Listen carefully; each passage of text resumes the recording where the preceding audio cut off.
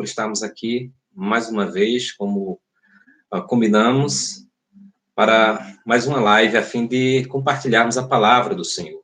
Então, quero agradecer a todos que atenderam a esse nosso convite. Essa é uma transmissão da nome Igreja Presbiteriana Redenção, a nossa Igreja Presbiteriana Redenção de Lajedo. Então, damos graças a Deus, a todos os que estão conectados conosco, né?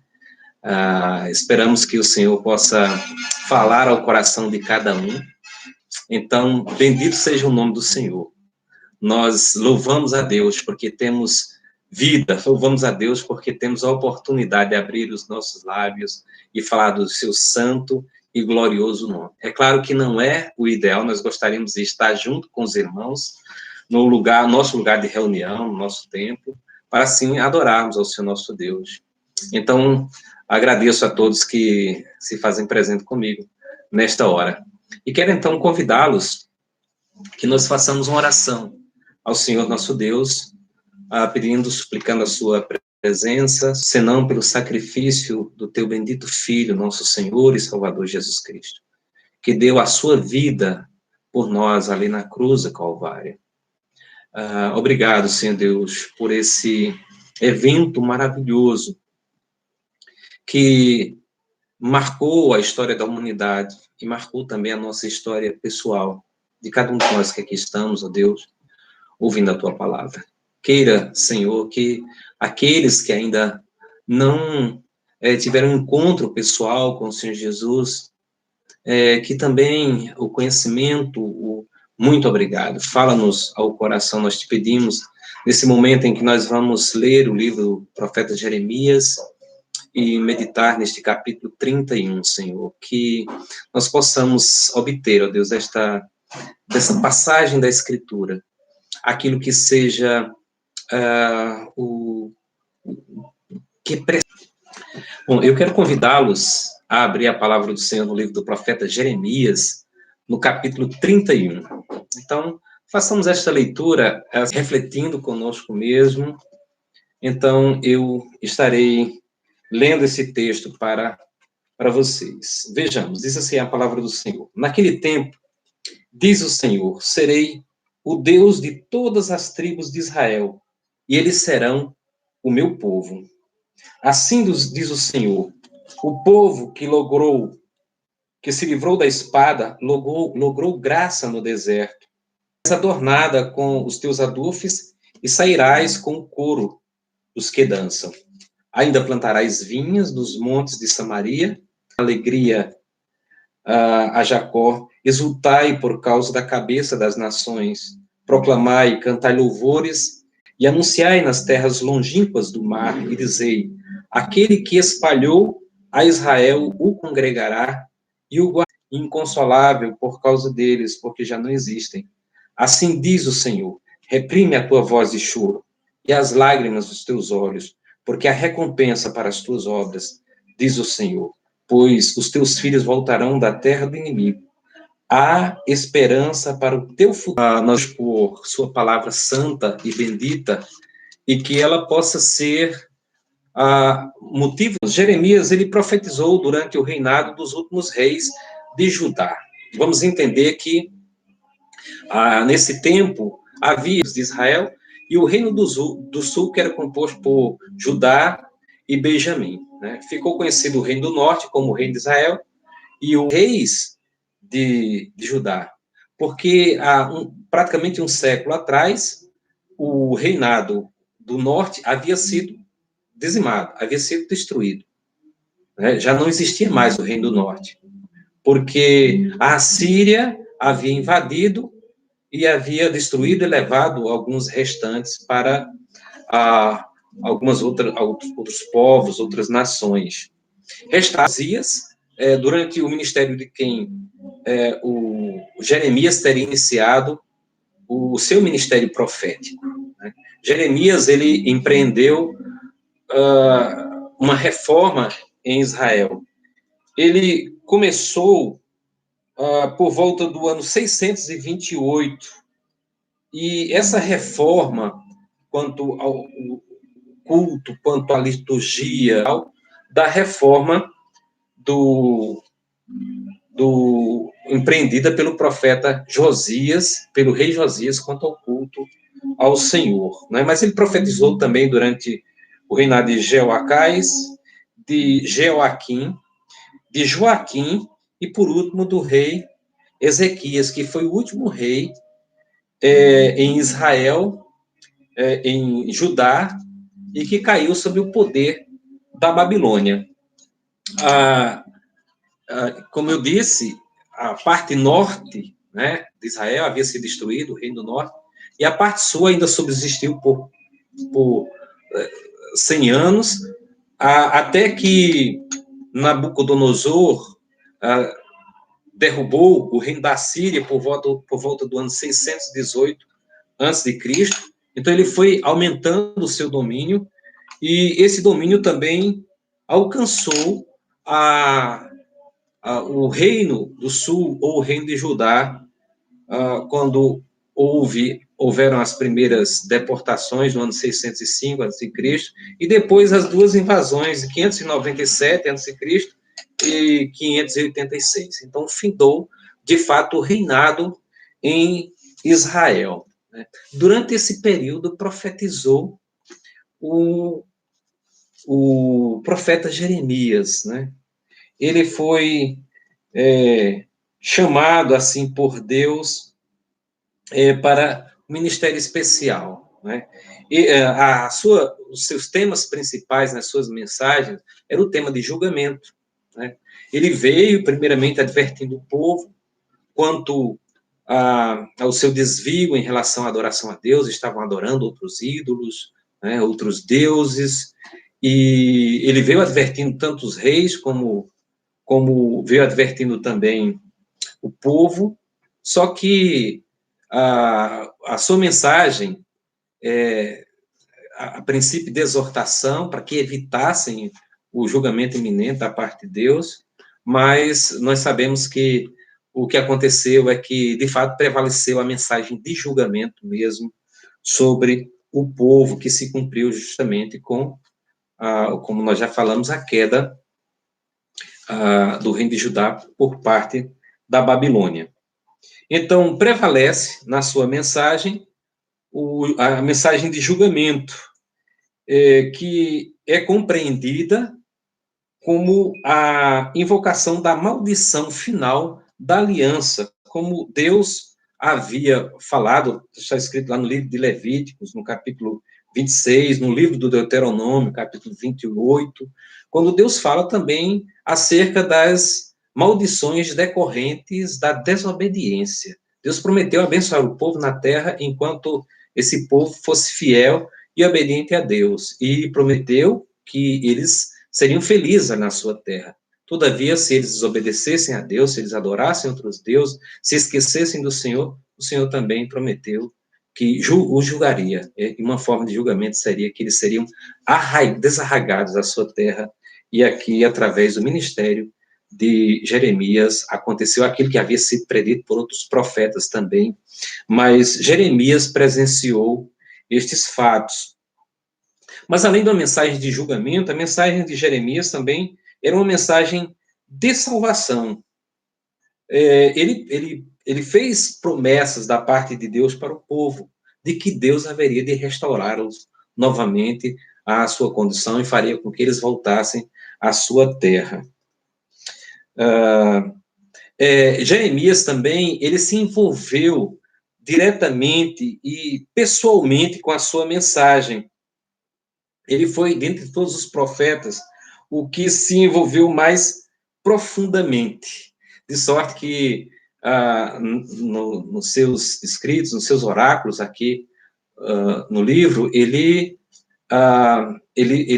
se apresenta diante de Deus muitas vezes, clamando em favor do povo, intercedendo, e Deus não dava respostas como ele gostaria que fosse. Ele também se colocou na presença de Deus como um mediador, como um intercessor em favor daquele povo.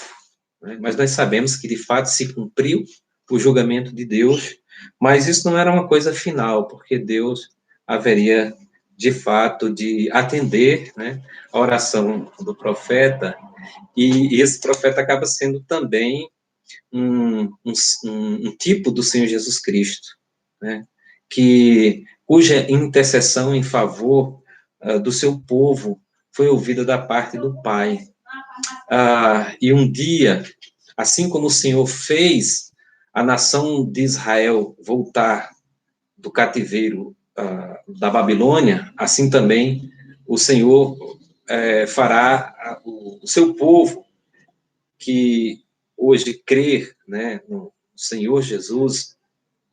Deus fará com que este povo, constituído de gente de todos os povos, de todas as tribos, línguas e nações, possam estar com ele no seu reino, possa entrar nesta última, final, terra prometida por Deus. Nós sabemos que mesmo a terra dada ao povo de Israel não é aquela expectativa final da parte do povo de Deus. Nós esperamos, na verdade, uma terra, né, na qual habita a justiça, diz a palavra do Senhor. Então, Jeremias foi esse profeta. O livro de Lamentações, nós vamos ver como ele sofria por causa do sofrimento do seu povo, né? E nós sabemos também como nosso Senhor Jesus sofreu por causa do sofrimento do seu povo, passando esses períodos de dificuldades, esses períodos de tribulação, né? Bom, então, o que nós vemos no capítulo 31, nós podemos dizer, é como se fosse o ápice da mensagem do profeta Jeremias. Ele vai falar sobre a bondade e a misericórdia de Deus sobre o seu povo, apesar de este mesmo povo não corresponder, mas seria, sim, pelo amor eterno deste Deus em relação ao seu povo, que eles poderiam ser salvos por Deus, né? Deus os faria voltar do cativeiro, Deus os plantaria de novo na sua terra, Deus os abençoaria e Deus faria com que eles fossem felizes. É claro que, como eu já disse, essa não é o estado final daqueles crentes fiéis ao Senhor, né? Na verdade, mesmo a volta do povo de Israel do cativeiro para a Babilônia, da Babilônia, se torna simbólico do ingresso do povo de Deus naquela terra que ele tem prometido ao seu povo e fará com que eles sejam felizes para sempre na presença do seu rei.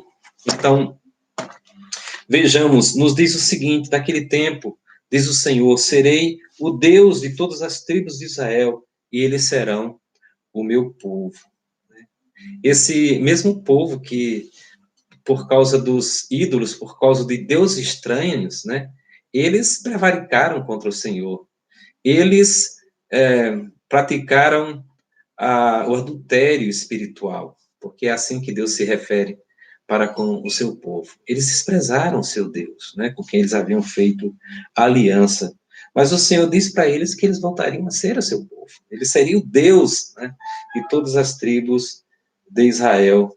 Eles seriam o seu povo, né? Nós sabemos, então, que quando o povo de Israel volta da Babilônia para a sua terra, já não existiam mais as outras tribos, que eram as tribos do norte, estavam todos dispersos, né? E já, de sorte que agora o que nós temos ali é o Judá, né?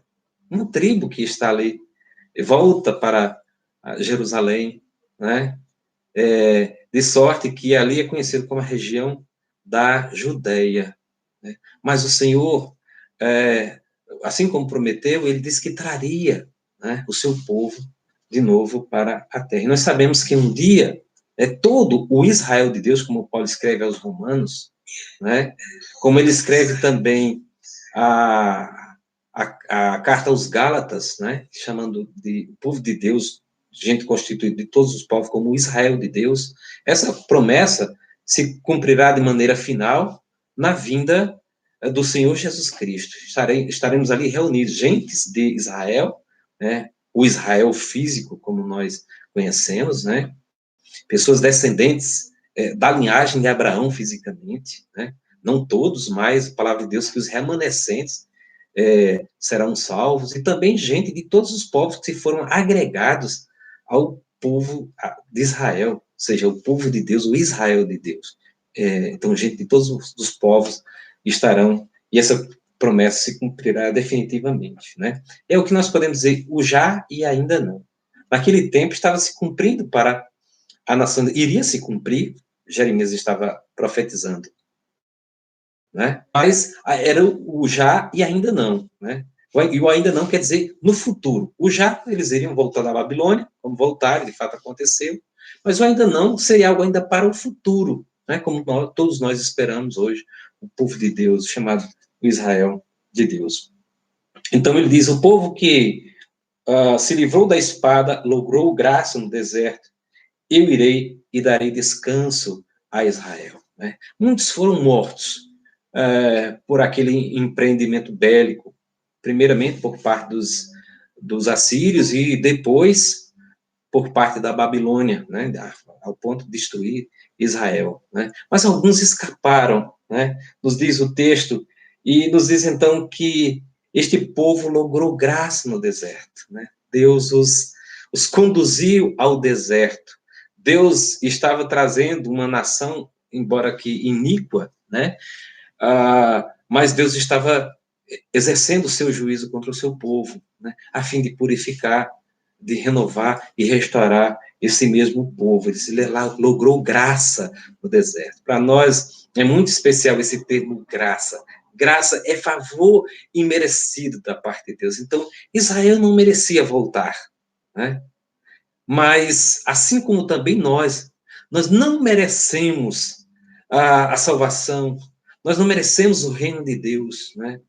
Mas a graça faz a diferença em nossa vida. A graça de Deus fez diferença para o povo de Israel.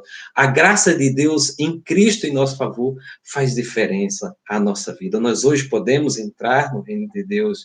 Nós hoje podemos gozar da salvação, esperar a redenção completa do nosso ser na vinda de Cristo e morar com Ele e participar com Ele eternamente do seu reino. Isso é graça, é favor imerecido da parte de Deus. Como o Senhor Jesus, ele disse, todo aquele que tem sede, vem a mim e beba, e eu lhe darei de graça da fonte da água da vida. É graça, é favor imerecido da parte de Deus. Esse povo haveria de voltar. Deus estava prometendo para ele, depois de ter lhes dado a mensagem de julgamento, depois de ter imposto ali o seu juízo sobre o seu povo, mas agora esse povo acha graça da parte de Deus, e agora eles então poderão voltar, segundo a profecia que está sendo dita pelo profeta Jeremias. Ele diz então, essa é uma expressão que desde o início da minha conversão marcou meu coração, eu creio que também marca o coração de muitos irmãos e muitos cristãos, quando o Senhor diz assim no versículo 3, de longe se me deixou ver o Senhor, dizendo, com amor eterno eu te amei, por isso com benignidade eu te atraí. Veja que coisa maravilhosa, né? Nós só somos o que somos, né? Nós só podemos gozar da esperança, bendita esperança do reino de Deus. Nós só podemos nos alegrar na presença de Deus, porque Ele nos amou com amor eterno, né? Veja que este amor ultrapassa os limites do tempo. Antes que existisse tempo, na eternidade, o Senhor já nos tinha amado. Esse mesmo tema deste amor eterno de Deus, ele é recorrente nas Sagradas Escrituras, tanto no Velho como no Novo Testamento. Na carta aos Efésios, por exemplo, capítulo 1, o apóstolo Paulo nos diz sobre isso, que Deus nos escolheu em Cristo antes da fundação do mundo, né? E em amor nos predestinou para Ele. Que coisa maravilhosa, né? Antes da fundação do mundo, né? Ali o Senhor nos tinha elegido, ali o Senhor nos tinha amado na pessoa bendita do seu Filho Jesus. Então ele diz, com amor eterno te amei, por isso com benignidade eu te atraí. Né? Então Deus estende para si, por causa do seu amor eterno, a sua mão misericordiosa em nosso favor. Né? E ele nos atrai com a sua benignidade, com a sua misericórdia. Né? E esse Deus maravilhoso e misericordioso, ele continua com a sua mão estendida em favor do seu povo, em favor daqueles que hão de herdar a vida eterna. Em favor da sua vida, o Senhor tem estendido a sua mão, misericórdia, por causa do amor eterno com que ele te amou. Então ele diz essa promessa, ainda te edificarei e serás edificada, ó Virgem de Israel.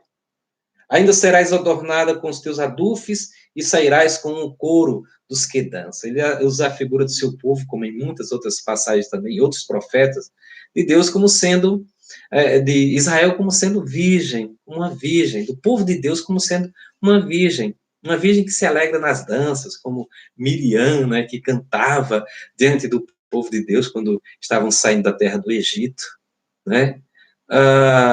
Então, havia aquele costume das danças e as virgens eram protagonistas nessas danças, né? Então, sinônimo de alegria, de prazer, de regozijo, né? Por enquanto, eles não estavam vendo nada disso, eles estavam sofrendo, né? Por causa do horror da destruição da sua terra, por causa do horror do juízo estabelecido por Deus. O cativeiro, com certeza, não é lugar de felicidade, de alegria, de regozijo perene, de maneira nenhuma. Né? Mas o Senhor está fazendo promessas e dizendo, ainda te edificareis e serás edificada, ó Virgem de Israel, ainda darás adornada com os teus adufes e sairás com o coro dos que dançam. Né? Você pode contemplar este Deus que é o Deus de promessas, né? Apesar de todo o sofrimento presente. É preciso nos lembrarmos da mensagem do apóstolo Paulo na carta aos Romanos. Ele nos diz que temos que o sofrimento do tempo presente não é comparado com a glória por vir a ser revelada em nós. Você já pensou dessa maneira? Há sofrimentos de fato. Nós estamos aqui, de fato, num vale de lágrimas, né? Nós não estamos aqui num mar de rosa, a não ser que nós entendamos que entre as rosas estão os espinhos, né? Então, entre rosas sentindo o cheiro, mas ao mesmo tempo nós estamos sendo espinhados, né? O próprio apóstolo Paulo experimentou isso na sua vida, mesmo um servo fiel, temente a Deus, mas ele fala de si mesmo como uma pessoa que estava sofrendo por causa de um espinho que Deus lhe tinha imposto, que Deus tinha lhe permitido. Ele chamava o espinho na carne. Nós também, como cristãos aqui, vamos ter alguns espinhos na nossa carne, que nos fará sofrer. Né? Mas nós podemos contemplar, né, o pós-espinho e desejar nos alegrarmos nessa esperança. Né, que esse sofrimento que ora passamos, ele é temporário. Né? Então, essa esperança bendita, ela fará o nosso coração se alegrar, se regozijar. É isso que eu espero nessa noite também, que a mensagem do Senhor possa ser firme em seu coração, que você tem que olhar além das circunstâncias, você tem que olhar além desse sofrimento presente, desses espinhos que estão sendo, que estão lhe espetando, mas eles serão superados. E o Senhor promete que dará alegria, paz e regozijo. Ele ainda diz mais, ainda plantarás vinhas nos montes de Samaria, plantarão os plantadores e gozarão dos frutos. Então fala da figura de vinhateiros e plantadores voltando, né, plantando, como em outros tempos dos montes de Israel era comum, né, só que agora estava tudo devastado. Mas o Senhor disse, olha, tudo isso vai ser recomposto, né? Os plantadores voltarão, plantarão, comerão dos seus frutos. Ele diz, porque haverá um dia em que gritarão os atalaias na região montanhosa de Efraim, levantai-vos e subamos a Sião, ao Senhor nosso Deus. Né? A terra que agora estava desolada, sem moradores, mas o Senhor disse que essa terra seria recomposta, estaria cheia de moradores. E esses moradores os atalaias que havia entre eles, né, que os atalaias eram aqueles que eram vigias, né, nas cidades, e eles anunciavam, por exemplo, quando tinha alguma expectativa ruim, quando alguma nação inimiga estava se aproximando, algum perigo, eles tinham que tocar ali a trombeta e tal, mas eles também anunciavam, tocando as trombetas, quando era para levantar e seguirem para Jerusalém, para aquelas festas que Deus havia estabelecido para o seu povo, que pelo menos 3, 4 festas durante o ano, eles tinham que estar lá para adorar a Deus. Então, muitos saíam das suas cidades, aquelas rebanhos de gente para adorar ao Senhor, naquela alegria, como era de costume. Então, Deus está dizendo, olha, os atalaias ainda hão de tocar trombeta nessas terras, nessas cidades, e a fim de que subam a Jerusalém para adorar ao Senhor. Então ele diz, porque assim diz o Senhor, cantai com alegria a Jacó e exultai por causa da cabeça das nações. Proclamai, cantai louvores e dizei, salva, Senhor, o teu povo, o restante de Israel. Né? Então vejam, aqui está fazendo, na verdade, uma convocação ao povo de Deus para que clamem ao Senhor. Né? E clamem àquele único, aquele que somente ele é capaz de salvar-nos, né? De salvar o seu povo. Nós fomos chamados para isso, meus amados irmãos, e clamar a um Deus que é todo-poderoso, a um Deus que é o Deus de salvação e de redenção. Nós somos chamados para clamar ao Filho bendito de Deus, o Deus eterno que habitou entre nós e que hoje está na glória com o Pai, cujo nome já expressa em si mesmo o seu caráter salvador, cujo nome Jesus quer dizer, o Senhor é salvação. Sim, o Senhor é salvação para as nossas vidas. Eu gostaria de lhe dizer, abra também a sua boca, né, e clame, né, enquanto pode, com o seu pulmão, né, em voz alta, clamar pelo socorro do Senhor, porque Ele é salvação. Aliás, é o único que pode nos salvar. Ele é o nosso Redentor. Então é hora de clamar a Deus e dizer, salva o teu povo, ó Senhor. Então o Senhor diz, eis que os trarei, confirmando, reafirmando a sua promessa, os trarei da terra do norte e os congregarei das extremidades da terra, e entre eles também os cegos e os aleijados, as mulheres grávidas, as de parto, em grande congregação voltarão para aqui. O Senhor está dizendo que ele terá um cuidado especial em relação àqueles que são os vulneráveis, né? Como diz o livro dos Salmos 146, que fala que bem-aventurado não aquele que confia em príncipes, nem nos filhos dos homens, né? Mas aquele cuja esperança está no Senhor do seu Deus, que fez os céus e a terra. Então, diz ali do cuidado especial que ele tem com o órfão, com a viúva, com os cegos, enfim, com toda classe de vulneráveis. Então, o Senhor é aquele que tem um cuidado especial para com estes. E o Senhor lhes diz, virão com choro e com súplicas os levarei, guiá-los-ei aos ribeiros de águas por caminho reto, que não tropeçarão, porque sou pai para Israel, e Efraim é o meu primogênito. Como eu disse, Deus primeiramente, eu já e ainda não. Essa profecia, ela iria se cumprir na vida do povo físico de Israel, daqueles descendentes do sêmen de Abraão. Mas tem o ainda não, né? Deus cuidará e Deus levará, Deus guiará aqueles que são o seu povo, né? Como o Senhor Jesus, ele diz, e João registrou no seu Evangelho, capítulo 6, ele diz, e serão todos ensinados por Deus, ou seja, o Senhor guiará a todos aqueles que lhe pertencem, o Senhor guiará a todos aqueles que fazem parte do seu povo, e ele diz, porque eu sou pai para Israel, né? E ele é pai para o seu povo, é pai de todos aqueles que creem no seu Filho Jesus Cristo, que se tornam filhos de Deus pela fé, como João escreve no seu Evangelho, no capítulo 1, Ele diz que veio para o que era seu, mas os seus não receberam. Ou seja, muita gente do povo de Israel não creu em Jesus Cristo, né? Mas ele continua dizendo, mas a todos quantos o receberam, a saber, todos aqueles que estavam, faz parte de todos os povos, né? De qualquer nação que crê no nome dele.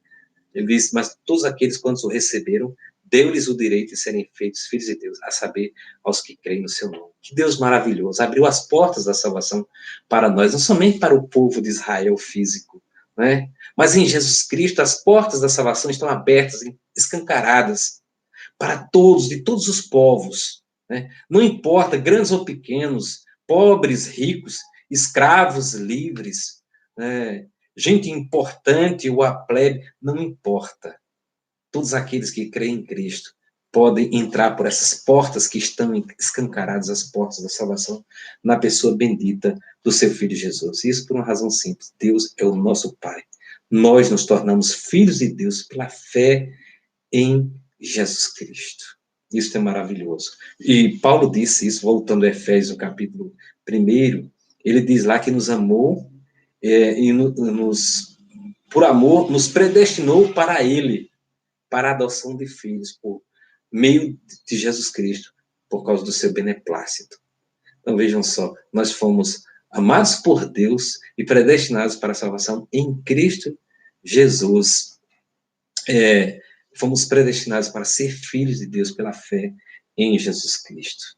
Ele diz, ouvi a palavra do Senhor, ó nações, e anunciai nas terras longínquas do mar, e dizei, aquele que espalhou a Israel o congregará e o guardará como pastor ao seu rebanho. Né? Veja só que isso soa bem aos nossos ouvidos, porque há muito nós falamos de Deus como pastor, como também o rei Davi falava no Salmo 23, por exemplo, né?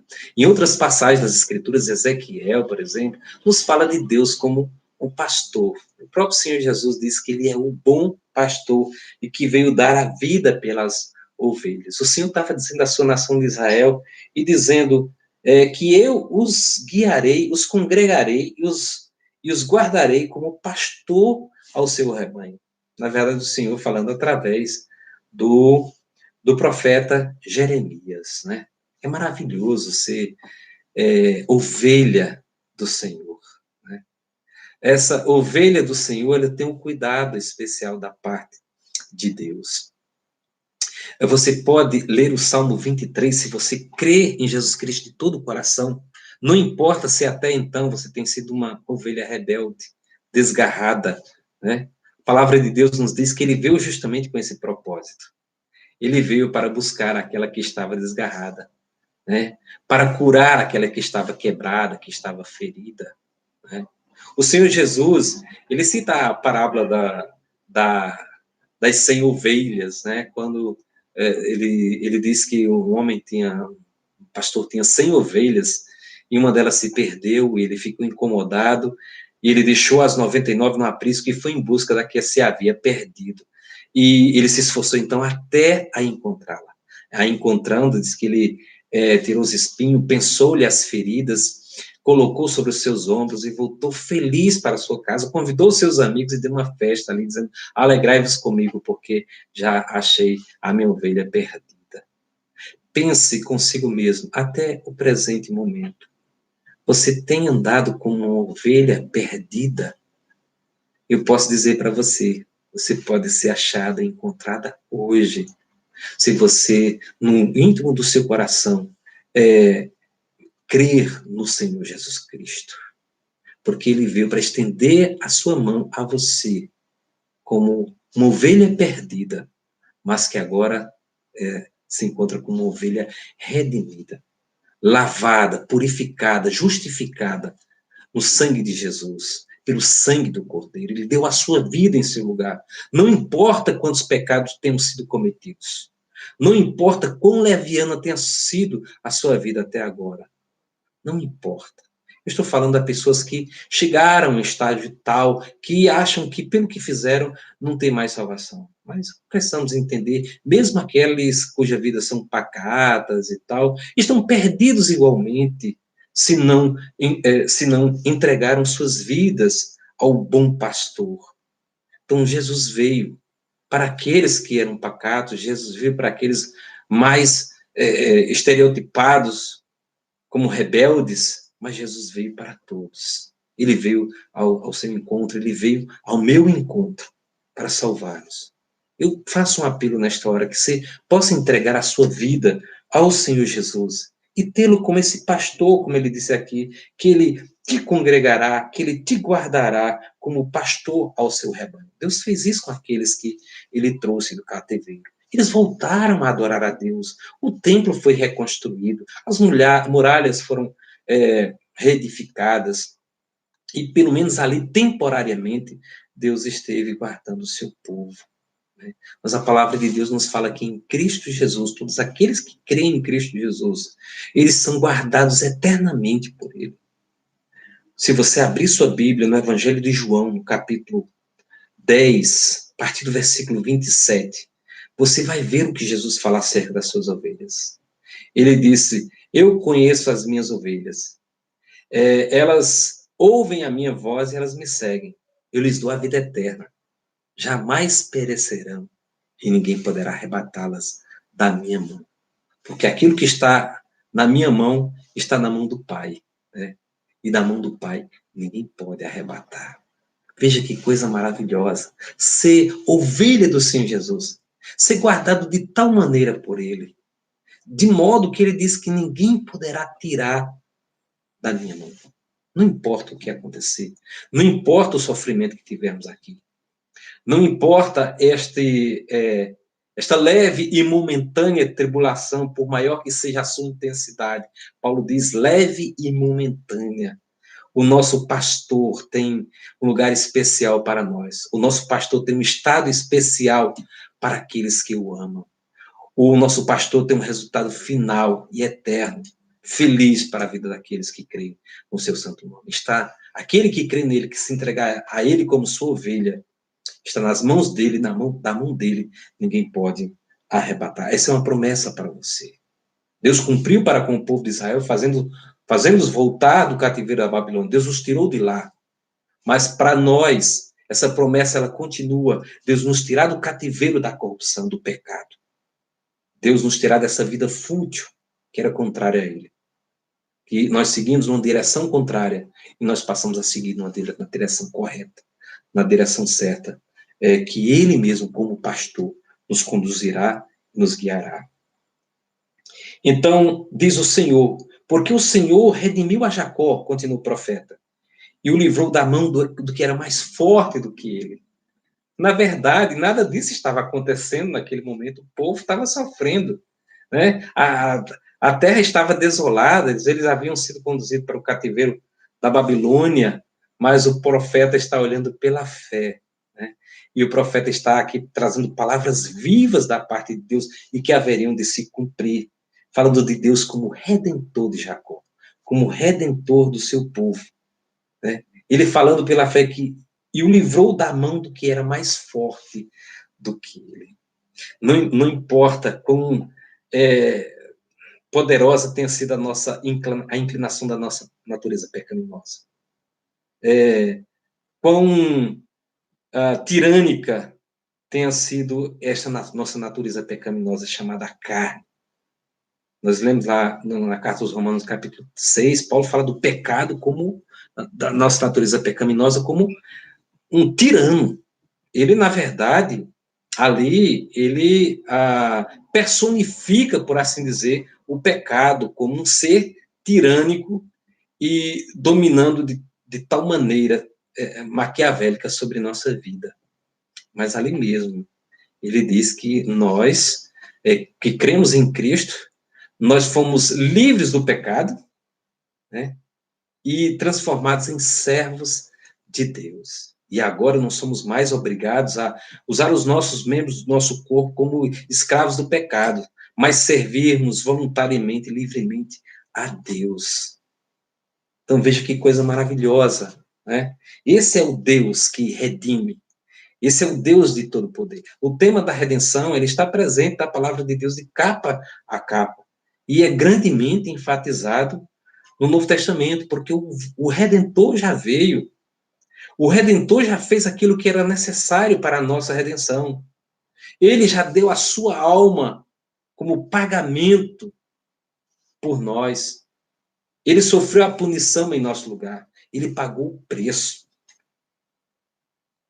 Pedro, na sua primeira carta, no capítulo 1, ele diz que nós fomos resgatados do nosso fútil procedimento, não foi por preço de pedras preciosas, não foi pelo preço de animais como os que eram sacrificados no templo, mas como o sangue do precioso Filho de Deus, como do Cordeiro sem mácula e sem mancha e nem ruga alguma.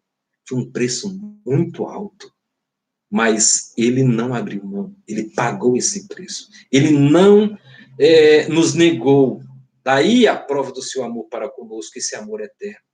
Ele foi até o fim.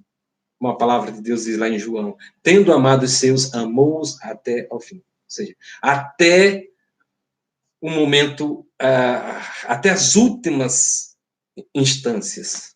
Esse amor de Deus por nós. Daí, hão de exultar na altura de Sião, radiantes de alegria por causa dos bens do Senhor, do cereal, do vinho, do azeite, dos cordeiros e dos bezerros.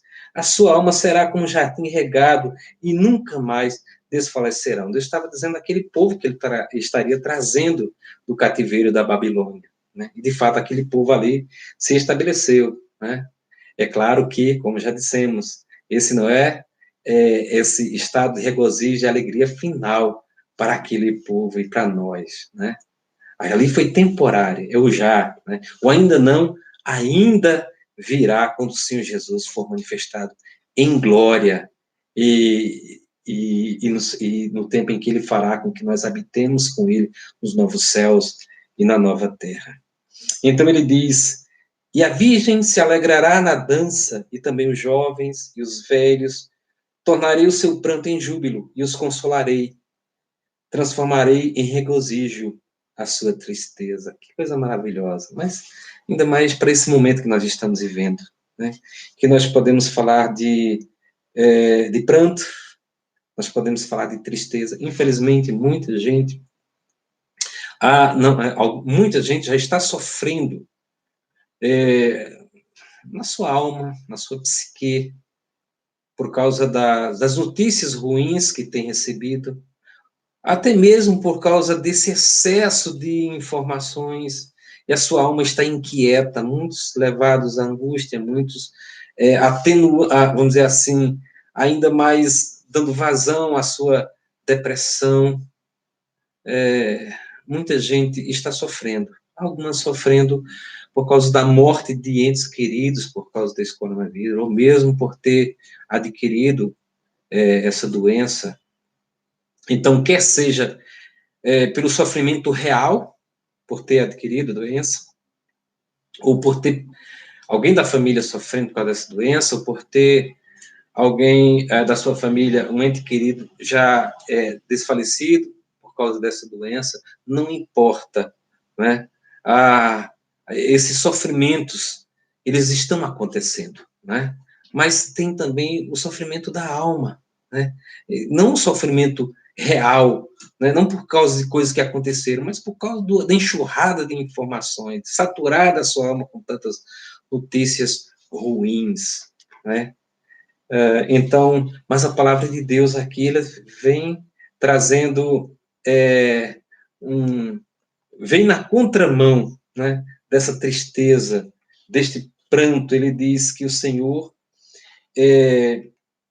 trará júbilo, o Senhor consolará o seu povo, o Senhor trará regozijo, transformará em regozijo a sua tristeza. Então, ele usa, obviamente, como eu já disse, o que aconteceria com aquele povo que estaria voltando do cativeiro. Ele fala fisicamente: saciarei de gordura a alma dos sacerdotes, porque os sacerdotes viviam daquilo que era oferecido no templo, né? Eram as ofertas das primícias, os cordeiros, etc. e tal. Então, aqueles sacerdotes já não tinham mais aquela alegria de fazer os sacrifícios, porque o templo já não existia, eles estavam longe da sua pátria, não é? Eles não podiam oficiar ao Senhor, mas a palavra de Deus diz que eles voltariam a esse ofício, né? E Deus os alegraria, Deus faria com que a sua alma fosse saciada da gordura, diz lá. E o meu povo se fartará com a minha bondade, diz o Senhor, né? Então, promessa feita, promessa que nós sabemos mais tarde foi cumprida da parte de Deus. Mas eu quero lhe dizer, promessa feita por Deus hoje a todos aqueles que crerem em Cristo Jesus, né? De uma vida não apenas temporária como foi para aquele povo de Israel, mas perene e eterna. Eterna alegria, eterno gozo, eterno regozijo para todos aqueles que crerem no Filho de Deus, o nosso Senhor Jesus Cristo.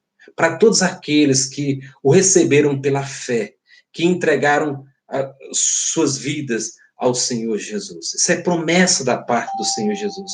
E promessa que será cumprida plenamente. Creia nisso, né? Ainda que temos que padecer por algum momento, sofremos essa leve e momentânea tribulação, não importa quanto sofrimento teremos, como diz o livro dos Salmos, o choro pode durar uma noite, mas a alegria vem ao amanhecer. Então nós sabemos que um dia o Senhor Jesus se levantará no horizonte da humanidade, né? A alva, a luz de Cristo brilhará sobre nós. E naquele dia nós estaremos no gozo e a alegria eterna, junto com todos aqueles que, de todas as tribos, povos, línguas e nações, como diz Apocalipse 7, estarão em pé diante do trono de Deus de Cordeiro, com vestiduras brancas e palmas nas mãos, e exaltando ao Pai e ao Filho, por causa dessa salvação tão grandiosa alcançada por eles. Então, por último, ele diz o seguinte: assim diz o Senhor, ouviu-se um pranto, um clamor em Israel, em Ramá, pranto e grande lamento.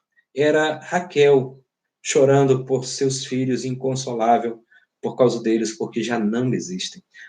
Aí o Senhor diz: assim diz o Senhor, reprime a tua voz de choro e as lágrimas de teus olhos, porque há recompensa para as tuas obras, diz o Senhor, pois os teus filhos voltarão da terra do inimigo. Há esperança para o teu futuro, diz o Senhor, porque os teus filhos voltarão para o seu território. Veja só, essa passagem que ela foi tida como cumprimento quando o Senhor Jesus havia nascido e que Herodes, naquele tempo, por inveja, sabendo que alguém estava sendo apontado como aquele que seria rei de Israel, ele mandou matar todas as crianças de 2 anos para baixo. Nós conhecemos essa história, né? E ali, então, se diz que cumpriu-se essa profecia. Era Raquel clamando por seus filhos, porque já não existia, né? Então, essa era uma profecia, né? Só que era também o que o povo de Israel estava vivendo aqueles dias, dias de choro, de lamento, de dor, né? Então, meus amados, nós estamos vivendo também dias assim, de choro, de dor e lamento. Não somente por causa dessa pandemia, né? Mas, como eu já disse, nós vivemos um vale de lágrimas, né? Mas nós devemos receber a promessa de Deus. Assim como Deus prometeu para o povo de Israel e cumpriu ali temporariamente, essa promessa, ela no seu sentido amplo, ela vai ser cumprida, né, naquele dia em que o Senhor Jesus, né, virá com grande poder e glória para o seu povo, para aqueles que lhe pertencem. Como ele diz, alegrai-vos quando acontecer tantas coisas como ele havia predito e que nós estamos vivendo também nesses dias. Ele diz, por quê? Porque a vossa redenção se aproxima. Ele diz, alegrai-vos e exultai, porque a vossa redenção se aproxima. Sim, né? Em outras palavras, o que diz aqui, reprime a tua voz de choro e as lágrimas dos teus olhos, porque há recompensa para as tuas obras. Diz o Senhor, pois os teus filhos voltarão da terra Ou seja, o tempo do cativeiro haveria de ser cessado. Nós também, meus amados, seremos livres desse cativeiro da corrupção para sempre. Como Paulo diz aos Romanos, capítulo 8, que a própria natureza geme hoje no tempo presente. Estamos nesse cativeiro da corrupção, né? Mas a natureza geme na expectativa da revelação da glória dos filhos de Deus, né? Aquele dia em que o Senhor estará com o seu povo para sempre e eternamente. E ele disse, há esperança para o teu futuro, diz o Senhor. Eu gostaria de terminar com essas palavras, né? Se até o presente você não tem tido boas expectativas quanto ao futuro, eu te digo, há esperança para o teu futuro. Não por causa meramente de as palavras que estão sendo pronunciadas como se elas tivessem poder, né? Mas porque o Senhor Deus é aquele que tem cuidado com o teu futuro. Então, que Deus abençoe a sua vida, que Deus conforte, Deus fortaleça o coração e Deus também abençoe a sua família. Nós encerramos por aqui a mensagem nesta noite e eu gostaria que nós tivéssemos, então, um momento de oração. Então, vejamos aqui algumas pessoas pelas quais nós devemos estar orando, né, segundo o que nos foi passado aqui. E se bem assim que eu não estou tendo acesso e não tenho oportunidade que quem está me ajudando também possa me entregar agora alguns nomes, se alguma pessoa pedir oração através dessa live, no YouTube ou no Facebook. Mas eu queria lembrar aqui da nossa Igreja Presbiteriana Redenção, aniversariantes da semana passada, que foi a nossa irmã Andréia, de 15, nossa irmã Amelinha, né, filha de Jonas e de Diandra, 2 aninhos ela fez, dia 18, né? E hoje, o nosso irmão Wellison, eu errei de manhã, fazendo uma confusão em relação a outra criança, mas o Wellison, que é filho da nossa irmã Rosiele e do Joelison, né? Então, eles são lá do Alto São Francisco, da nossa congregação, né, congregação do Alto São Francisco, que estão dando graças a Deus pela vida do nosso pequeno também, fazendo 6 anos, nosso irmão Wellison, um menino muito querido e muito inteligente também. Deus o abençoe. E esta semana, dia 23, nossa irmã Daine, né, está aniversariando também. Dia 24, nosso irmão Zenaldo, né, que Deus esteja abençoando o Zenaldo. Dia 24, o nosso irmão Luan, lá de Jurema, né? Então, que Deus esteja abençoando a sua vida. Nós vamos, então, encerrar com uma oração. A mãe Belane pede para estar orando pelo Daniel, o filho dela. Pronto, a nossa irmã Irene pede oração pelo seu filho Daniel, nós também estaremos colocando aqui, né?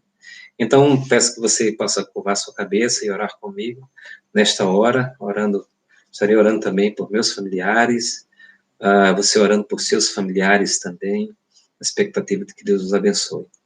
Deus dê sabedoria também aos nossos governantes, para que nós possamos ser livres o mais rápido possível desse período tão difícil que nós estamos vivendo, né?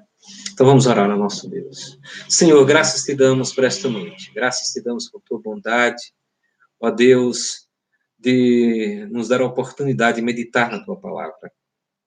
Ó Deus, muito obrigado, porque ainda que o Senhor seja o Deus do juízo, e o Senhor eventualmente envia juízos, ó Deus, sobre um povo, sobre uma nação, ó Deus, ainda que o Senhor traga juízo sobre o seu povo, na expectativa de que esse povo não seja condenado com o mundo, ó Deus, mas o Senhor também é um Deus da bondade e misericórdia. Ó Deus, esses mesmos juízos do Senhor, eles servem de advertência, para que deixemos os nossos próprios caminhos errados e equivocados e nos voltemos ao caminho do Senhor. O caminho certo, o caminho perfeito, o caminho que levará ao lugar seguro, que, como diz a tua palavra, nem mesmo o louco, entrando por ele, errará. Sim, ó Deus, que nós possamos nos voltar para o Senhor Jesus, que Ele é este nosso caminho para o Senhor, ó Pai. Abra o nosso coração, Deus. Abre o coração daqueles que, porventura, têm rejeitado, ó Deus, seguir neste caminho. Aqueles que um dia estiveram nas fileiras, nas igrejas, que um dia compartilharam o Evangelho, Senhor, mas agora estão afastados de Ti, Senhor. Que seja esse o momento de tomar a decisão de voltar ao caminho. Sim, ó Deus. E aqueles que, porventura, nunca trilharam por Ele, ó Deus, tenha misericórdia, Senhor. Abre os olhos, abre o entendimento, faça-os ver, ó Deus, a glória do Senhor na face bendita do Teu Filho Jesus, ó Pai. Que creiam neste Evangelho, Pai. Que o Seu Evangelho, Deus, não seja mais encoberto aos seus olhos, ó Deus. Que o Teu caminho esteja patente diante dos seus olhos e eles possam trilhar por ele, ó Pai. Muito obrigado pelo Teu Filho Jesus.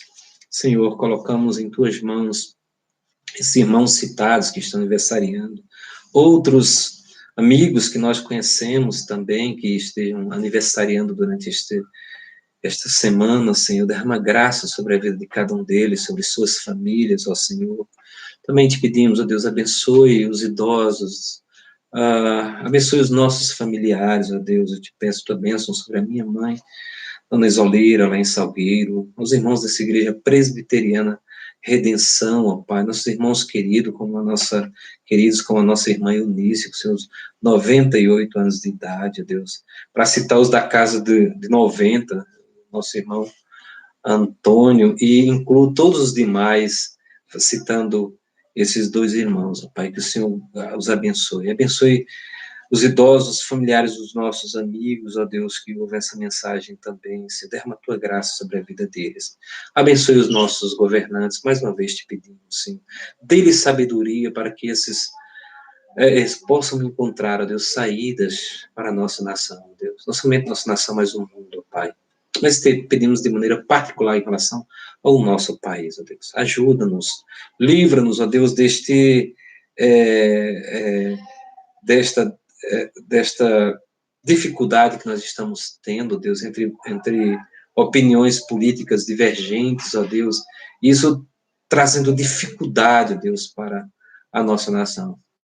Te pedimos, ó Deus, que, não importando quais sejam as correntes políticas, que nós possamos pensar bem em relação ao nosso país, ó Deus, e orar, interceder em favor deste nosso governo. É o governo da hora, é o governo que o Senhor estabeleceu, outros governos o Senhor estabeleceu, e agora é a hora deste governo, Deus. Nós te pedimos, Senhor, que dá-nos, como nação, dar as mãos uns aos outros, e assim nós possamos caminhar para o melhor, para o bem em relação ao nosso país, Senhor Deus. Nós te pedimos, ó Deus, em nome do Senhor Jesus, entendendo que há posições ideológicas, posições políticas divergentes, ó Deus, mas que nós pensemos agora, Deus, no bem-estar da nossa nação. Tenha misericórdia, tenha sabedoria a estes governantes, ao presidente, aos que hoje se encontram no legislativo do país, ó Deus, aos prefeitos, aos governadores, ó Deus, aos gestores, consecutivamente, dos seus municípios, dos seus estados, ó Deus, tenha misericórdia. Nós te louvamos, ó Pai, e te agradecemos por tua bondade em nos ouvir, na pessoa bendita do teu Filho Jesus. Amém. Que o Senhor te abençoe e te guarde. O Senhor faça resplandecer o seu rosto sobre ti e tenha misericórdia de ti. O Senhor sobre ti levante o seu rosto e te dê